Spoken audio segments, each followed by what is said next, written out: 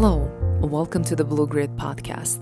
This is your host, Major Anya Fedotova, a psychologist at Los Angeles Air Force Base.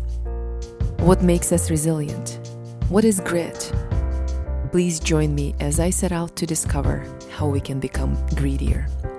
This podcast features current and former military leaders, mental health experts, elite athletes, veterans, special operators, superior performers, POWs, and others affiliated with the military who have overcome significant adversity. Each guest will discuss the unique methods and practices to help airmen and really all service members or anyone interested to build mental toughness and grit. The views expressed are those of the author or guest and do not necessarily reflect the official policy or position of the United States Air Force, the Department of Defense, or the United States government. Ladies and gentlemen, I wanted to provide a quick context for my next interview. You will hear my conversation with Orb Greenwald, my dear friend and my swim coach. We sat in his backyard by the pool exactly a week after the memorial for his beloved wife, Cordy. Cordy died from cancer 2 months ago. It is an emotional interview for both him and for me, but it's a well-worthy listen. Without further ado. So you currently train and coach swimming in the Special Warfare Program at Lackland Air Force Base, and you have a long list of accomplishments, which are very impressive. In 1967, 1968, and 69, you were three-time All-American water polo champion in University of California in Berkeley. You represented the United States in the 1975 World Modern Pentathlon Championship and won silver medal. You won the military championship in 1973 and national championship in 1975. You were the member of the U.S. Olympic team in 1976 and team gold medalist in the military championships in Stockholm. And this year you're going to the Aqua Bike World Championship in Denmark. Yes. Is that it, or is there something else that I'm not mentioning? And I'm the swim coach of Anya. And you're my swim coach, and I joke about it that I'm probably your most profound swimming failure. No, because when you started, remember, you couldn't swim 25 meters without stopping. Yeah. So when you finished up, you could swim 3,000 easy. Yeah. So I do have a story that I have to share. I signed up for half Ironman, and I barely could swim, and I am pretty decent runner, and I'm okay on the bike, but I really have poor swimming skills. So I remember our mutual friend Dale Landis introduced us. He's an amazing massage therapist here in San Antonio. He said, "Why don't you go talk to Orb? He may be able to help you." So I came to you. You said, "Get in the pool and do a lap." I said, "Okay." I did a lap. "Okay, do another one." I did a lap. And then you said, "Okay, I'll see you tomorrow at 5:20 a.m. Do you remember this? I do. Yeah. And you started training me, and you didn't ask a lot of questions. You just said, "Get in the pool and let's do this."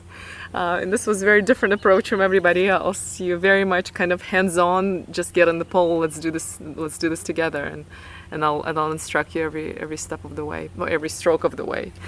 So that's how we met, and then you've been just an amazing friend and great coach and a great supporter, and we biked together. And we trained the two Air Force majors together that swam the English Channel. We did, yeah. You were team support out there in the lake early in the morning out in Bernie Lake. Yeah, and things that you taught me, like how to put on a wetsuit when you swim, right? So.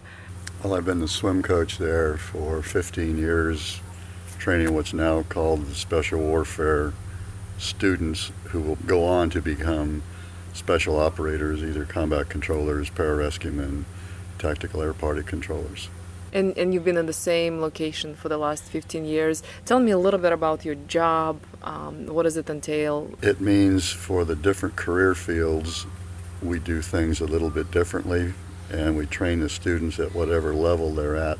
So if they go into the basic combat control selection course, we train them in surface swimming techniques so they can pass an evaluation at the end of 2 weeks. Pararescuemen go through an 8-week training program Well, they have evaluations every week, so the training is more intense and it's longer because their first evaluation in swimming is 500 meters. At the end of 8 weeks, they have to swim 3,000 meters. Combat controllers only have to do 500 meters, so it's pretty intense during those 2 weeks.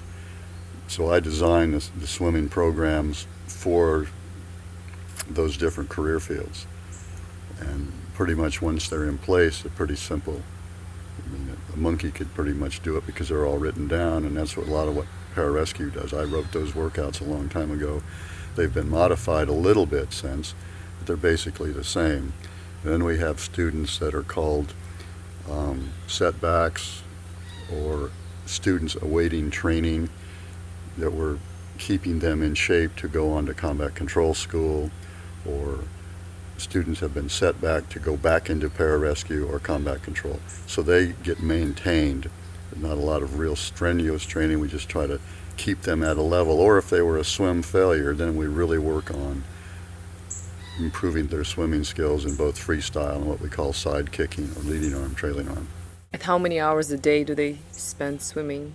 Each program will spend at least an hour swimming, and then they'll do about an hour of also what's called water confidence training, learning how to swim underwater, mask and snorkel recovery, buddy breathing, equipment recovery, so just basic water confidence skills, treading water. So since the time that you've been there for 15 years, would you say that there is any change in the students that you've seen? They're about the same. We have huge attrition. You know, it's anywhere from 80 to maybe 95%, depending on the class. So we get a lot of students that aren't qualified. They get told the wrong thing. They get misled about what's going to happen here, the intensity of the training. So many of them come here unprepared physically, and then when we get into the mental part of the game, they'll quit. This isn't what they signed up for. So the harassment, it's just too much for some of them. We're kind of jumping straight into this, but I'm really curious, and I know we've had this discussion. I asked you before, what is the difference between students who make it and who don't make it? And you had actually a pretty good answer. You said there, a couple of things. Do you remember what you told me? That's the will to win. Guys that have that killer instinct. You're not actually going to go out and kill something, but that killer instinct, the drive to be the best, to not fail. Those are the ones that will make it. It doesn't so much matter your athletic background. Some wrestlers do really well. Some elite swimmers, which we've had, don't make it at all. We had a guy by the name of Paul Ridgway a few years ago who was second to Michael Phelps in the short course nationals in 2006. He was a several-time All-American swimmer at University of Texas, which has the premier swimming program in the country right now. He didn't make it. So it doesn't matter so much on your athletic ability, it's on your will to survive and fight and win another day. Why do you think some people have it and others don't? What is it about that instinct? That's interesting. You can take these guys and you can give them the skills. You can teach them how to swim. You can teach them how to swim underwater. You can teach them how to scuba dive. You can teach them how to use their weapons and all of the things that they need in their various career fields. But you can't teach them the will to win, the drive to fight to go another day. I think that's something you either have or you don't have. I can't teach you how to be that warrior on the battlefield. I think that's what you bring to the party. We can develop that, yes. Where maybe a student didn't know he had that, and going through the training, I think he can develop it, but he brought that. That's not part of the curriculum. We're going to teach you how to be a combat controller that's going to rain hell down on everybody. We don't teach that. Do you know right away? Do you feel like you have a pretty good instinct about who is going to make it or not? No, once you watch them, watch their training, you see their demeanor, their attitude, you can pretty much pick the ones that are going to make it. Not always, but most of the time. As they get into a few days of training, just how they handle the pressure. They come out of basic training and it's like they left their common sense there. They can't think for themselves anymore. And That's true of most of the guys except the cross trainees, the older ones. The younger ones, 18, 19, 20-year-olds, it's like there's certain procedures that we go through and they show up the next day and they forget because they're so afraid of screwing up. That fear of failure is really big with them. How do you counteract that? I mean, I guess they all come in wanting to succeed, right? They all come in, they all want to do absolutely best. They probably prepared for this. How do we help them? I don't think that's true anymore. A lot of them come in and they find out this isn't what they signed up for. Oh, I see. They know that right away. And we have it's called Battlefield Airmen Training Group. And when they go to a place called BA Prep, that's a special new 8-week course designed to help them get either through the combat control selection course or pararescue NDOC. And after 8 weeks of that, a lot of them say, I don't want to go to another 8 weeks at NDOC. So they get burned out. It wasn't what they wanted to do. So they quit. It's called SIE, Student Initiated Elimination. Many of them are gone. Mm-hmm. Because when they get here and find out that the recruiter misled them, or it was too difficult, or they want to do something else, or they got involved with a girlfriend, or they did something stupid with drugs or alcohol, those are big eliminations still. Something interesting, actually, when I was here last week, I chatted with one of your friends, and he's mentioned this also, that a lot of failures have to do with guys not being fully in, and one of the things that become a distraction is developing a relationship, dating somebody. Is that your experience also? Yes, and on the other hand, we have guys come in that are married, and they do quite well. They're in a stable relationship. The wife supports them, which is a smart thing to do. If you're not supporting your husband in what he wants to do in life, you're setting yourself up for a bad marriage. So the smart women figure that out, and they will support them. And I know some really happily married couples that the guys have come through here, and many of them have been honor grads. They're outstanding students. It's the guy that has the girlfriend back home, and he misses her. We had a case probably in 2005. He's from Colorado. He went home for Christmas exodus, found out that his best friend was dating his girlfriend, became very distraught, bought a one-way ticket to Acapulco, and committed suicide. Wow. So extreme cases like that happen. Wow. But many of them will just quit. I got to go and be with my girlfriend. And then there's other people that have, death in the family, grandparents, especially with kids this age. Some of them are affected, and some of them just push right on through. Those are the guys that make good operators. They can handle the effects of those personal losses. Mm-hmm. So why did I get it? My brother didn't get as much. I don't know. It was something that just happened for me. It's one of the things I was blessed with in life, I think. Yeah, let's shift gears, and I really wanted to ask you about this. I mean, you're quite an accomplished athlete. Really, it's a privilege to know you and to be trained by you. Thank you. Yeah, and I know your brother was also a water polo player. Very good one. Very good one, and he ended up not becoming as successful as you are. And from what I understood, maybe last Saturday, speaking to him, maybe he was on some level better water polo player? He was on a team in junior college that had an undefeated season, and that's almost unheard of at that level. And his team and one of his former coaches and my coach were a few years ago inducted into the College Hall of Fame for having an undefeated season. He was good at that level, at the college level. He was pretty good. He was a goalie. He was an outstanding goalie, but he wasn't a very good swimmer. That's why he was in what we call in the cage, in the goal. But Gene, great guy, career in law enforcement, doesn't have that drive to the same level that I do. Why? I don't know. We came out of the same place. Is there any difference that you can think of? He was the second child. My dad expected a lot from me. He was a very staunch German, a strict disciplinarian. When I screwed up, he took his belt off and came after me. Looking back, I don't think it affected me adversely. That's just the way he disciplined me. Gene didn't push like I did, so he didn't get the belt. I was always pushing the envelope, pushing him.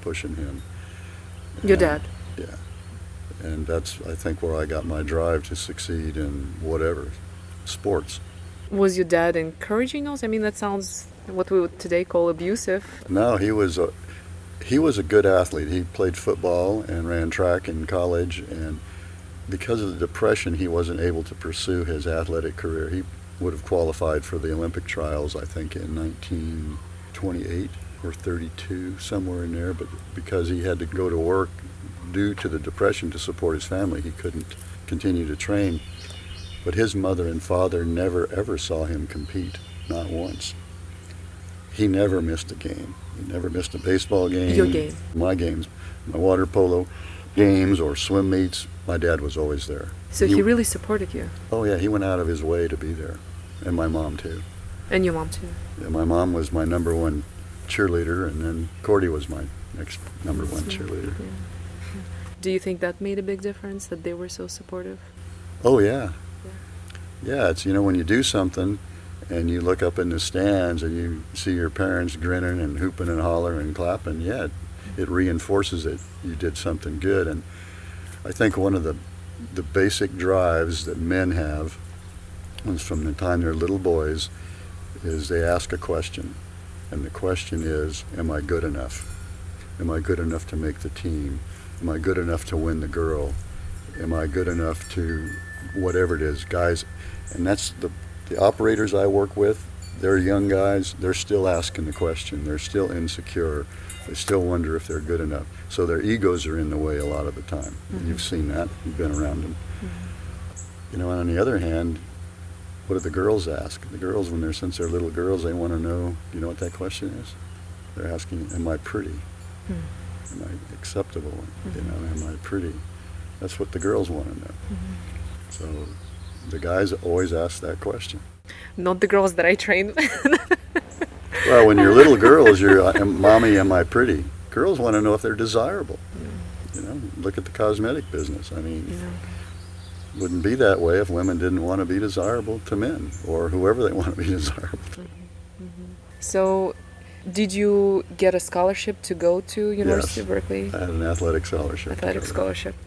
And I know a little bit, but I'll let you tell the story. So you were recruited because you played the water polo essentially. And swam. And swam. I got recruited to do both. Okay. And then how did you end up qualifying for Olympics and becoming an active duty? You were an intelligence officer in the Army. Vietnam was going at that time when I was in college, and the draft was still on. So my mom and dad are both World War II veterans. They encouraged me to get into ROTC. So I said, sure. So I got into a 4-year Army ROTC program. It was interesting for me being at Berkeley at that time. I was on an athletic scholarship in ROTC and lived in a fraternity house. Not your typical Berkeley student. But it worked. I got my commission as a military intelligence officer. Back then, Did you want to become an intelligence officer? Yes. Yeah. How come? It just appealed to me. So I was second in my class. I excelled in military science. That was my minor, and I think I got all A's. I liked that. The guy who was the honor graduate just ahead of me chose infantry. Well, we didn't think anybody in their right mind would want to be an infantry officer. But my branch did not have a basic officer course then. So when I graduated, I went on active duty on April Fool's Day, April 1st, 1971. I went to Fort Benning, and I was trained to be an infantry platoon leader. So I'm thinking, uh-oh, I'm going to Vietnam. Then my branch got involved, and they took me out to Fort Huachuca and put me in I think it was a 12-week military intelligence training program where we learned how to be counterintelligence agents, among other things. From there, I was doing an assignment out in Southern California, plainclothes assignment, and I found out about modern pentathlon. Got my commander to release me, to get me orders to come down here to Fort Sam for a 90-day tryout. At that time, you got 90 days to run and swim to a certain standard. If you made those times, then you got to train in horseback riding, fencing, and shooting. So I made the times and began training and was pretty successful. And you stayed then your entire time? Most of my military career on active duty, I was only on active duty for 6 years, was here at Fort Sam. When I left here, that's when I got into the Guard and Reserve and eventually retired from the Iowa Army National Guard, where I was the state physical fitness officer. And as you were in active duty and continued to be a Guard and Reserve, you continued to train and participate? Yeah, so I put 23 years in the military, but still always trained. I mainly ran just to stay in shape. Then when I started doing pentathlon, you work so hard at doing those 5 sports, I made a vow that I would never get out of shape. I've looked at a lot of my contemporaries, they didn't do that. During the times when you were preparing for the Olympic Games, for the trials, what was your training regimen like? 5 sports, and most people may not know what these are, but what was your regimen like? In the summertime down here, it's hot and humid, so we have the horses. So the horses got preference in the summer that we rode early in the morning. We would have to be in the saddle at 7. And then we would train, it's a modified jumper course. So we would ride different courses, ride different horses.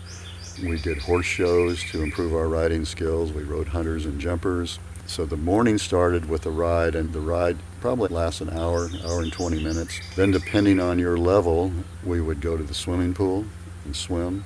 After that, in the afternoon, there would be a fencing lesson or round-robin fencing with the other competitors, be at the shooting range for an hour, and run late in the afternoon. So we didn't do all 5 sports every day, but a lot of days. I remember getting up, being on a horse at 7, and not being done training in the fencing cell until 8 or 9 at night. Wow. So they were long days, but it was something that the guys that were here that liked it. I mean, we loved it. I mean, that was what we wanted to do. How many guys were in the team? Well, back then, because the military had the draft, we had a lot of guys training. They don't have nearly as many training today as they did back then. So we would have, 30, 40 guys at the training center all the time, officers and enlisted. And they were from all the services. There was Marines, mainly Army, Navy, and there were several Air Force participants as well. Only men, I presume? I have No. to ask. The Lady Modern Pentathlon started in somewhere, I think, in the late 80s, early 90s. In fact, one of the girls was on, Sharon Sander, who was a good lady triathlete, was on the Olympic team, I think, in the early 90s. She made the team. So men compete against men and the women compete. It's not combined. It's ladies to ladies and men to men, but both are Olympic sports. And how many years did you do that kind of an intense training every day? From 1972 up until 1980. 8 years. Well, I had a break in there, so I would say it's probably 6 years of training. What is your training regimen like now? I'll be 70 in August, so I'm competing as a 70-year-old this year.